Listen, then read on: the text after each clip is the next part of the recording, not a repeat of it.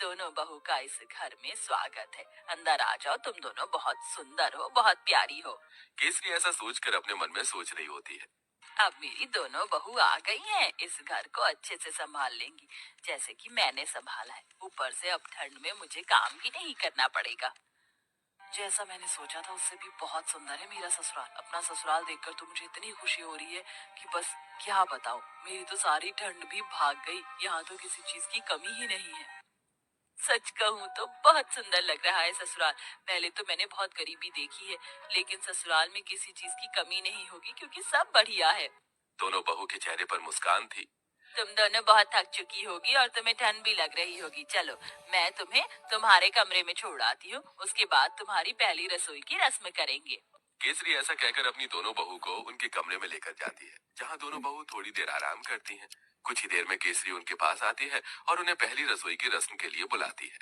तुम दोनों ने आराम तो कर ही लिया होगा, चलो पहली रसोई की रस्म भी कर लेते हैं।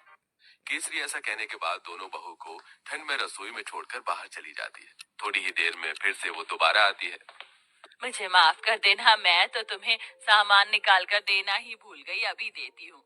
केसरी रसोई में आकर एक कटोरी लेती है और उसमें 6 चम्मच चीनी डालती है, 2 गिलास दूध निकाल कर रख देती है और साथ में 2 कटोरी चावल निकाल के डोंगे में रख देती है। ये रहा सारा सामान। अब तुम अच्छी सी स्वादिष्ट खीर बनाकर सभी के लिए मीठे में लेकर आ जाना। केसरी इतना कहकर रसोई से बाहर चली जाती है और दोनों बहू एक दूसरे की तरफ देख रही होती हैं। लगता है माँ जी हमें कुछ ज्यादा ही भली समझ रही हैं। मुझे तो लगता है कि उन्हें ये लग रहा होगा कि हमें खाना बनाना ही नहीं आता। चलो, कोई बात नहीं, हम अपने हिसाब से बना लेते हैं। ज्यादा बनाएंगे ताकि रात को खाने को मिल जाए। खाने के बाद कुछ मीठा अच्छा लगता है। इस तरह आराध्या और राधिका दूध चीनी चावल निकाल कर ज्यादा सी खीर बना लेती हैं, जिसके बाद वो खीर परोसकर घर में सभी को देती हैं। बहुत अच्छी खीर बनाई है। वैसे ठंड में खीर अच्छी लगती है, लेकिन चलो खाना तो अच्छा बनाना आता है तुम्हें। कितनी अच्छी बात है, मेरी बहू तो बिल्कुल मेरे जैसी आई है, थोड़े सामान में ही अच्छा खाना बनाना।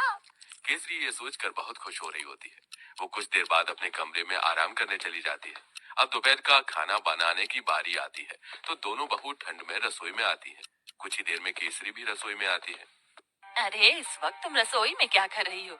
माँ जी, हमने सोचा कि समय पर ही दोपहर का खाना बना देते हैं। अरे, दोपहर के खाने की क्या जरूरत है, सीधा शाम को खाना बनाना चाहिए ना। वैसे भी ठंड में इतनी भूख कहाँ लगती है। और इस पतीले में क्या रखा है?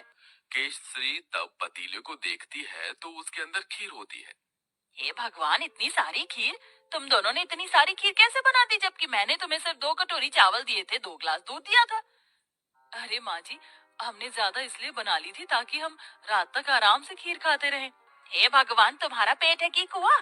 आज के बाद ऐसा बिल्कुल नहीं होना चाहिए। जितना मैं सामान दूंगी उतना ही बनेगा। ठंड में इतना खाना कोई नहीं खाता।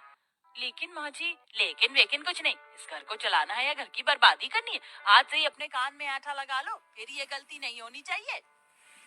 राम राम राम, इतनी सारी खीर देखकर कहीं आज मुझे हार्ट अटैक ही ना आ जाए। ऐसा बोलते बोलते केसरी अपने कमरे में चली जाती है और दोनों बहू ठंड में कांपते हुए एक दूसरे को देखती रह जाती हैं। फिर आती है रात को खाना बनाने की बारी। तो रात को जब खाना बनाने दोनों बहू ठंड से कांपते हुए रसोई में जाती हैं, उनसे पहले वहां केसरी मौजूद होती है। उसने पहले ही सब कुछ गिनती करके निकाला होता है। देखो बहू, ये एक बैंगन है, 4 आलू हैं, साथ में मैंने आटा निकाल कर रख दिया है। इस आटे में से केवल 10 रोटी बननी चाहिए। 2 मेरी, 4 तुम दोनों की और 4 दोनों मेरे बेटों की। ऐसा कहकर केसरी रसोई में चली जाती है। इस तरह दोनों ही बहू कंजूस सास से बहुत ज्यादा परेशान हो जाती हैं। रोटी बनाते बनाते आखिरी में 10 रोटी के बाद एक लोई रह जाती है। दोनों बहू वो भी बना देती हैं। तो इस बात पर भी केसरी उन्हें खूब सारी बातें सुना रही होती है।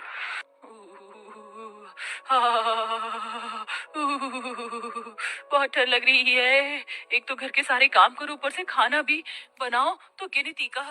मेरा तो पेट भी नहीं भरता। पता नहीं कंजूस सास हमें कुछ खाने क्यों नहीं देती। सही बोल रही हो। ऊपर से रसोई में काम करते हुए ठंड लगती है। हमारी सास हमें एक हीटर भी नहीं ला कर दे सकती। वैसे मुझे बहुत जोरों से भूख लगी है। 2 रोटी में मेरा क्या होगा? एक आखिरी में 10 रोटी के बाद एक लोई रह जाती है। दोनों बहू वो भी बना देती हैं। तो इस बात पर भी केसरी उन्हें खूब सारी बातें सुना रही होती है।